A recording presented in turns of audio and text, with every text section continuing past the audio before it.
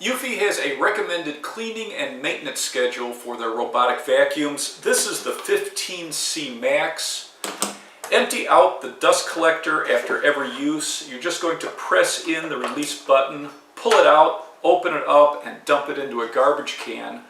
They recommend cleaning the filter once a week, but it's easy enough just to pull it out and tap it on the inside of a garbage can to get rid of the dust and debris. It just snaps right back into place. Once a week, clean the rolling brush. The guard has two tabs that you press in so you can lift it off. One side of the brush is open so you can lift it up and out.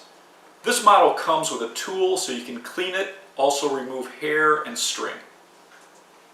Monthly, clean your side brushes. You just pull them straight up and out and clean them. These can be replaced when they get damaged or too bent. They just pop back in place. And monthly also just pull out the swivel wheel so you can clean under it. Once a month, clean off your two charging contacts with a clean cloth, your 3 drop sensors, and the front infrared sensors.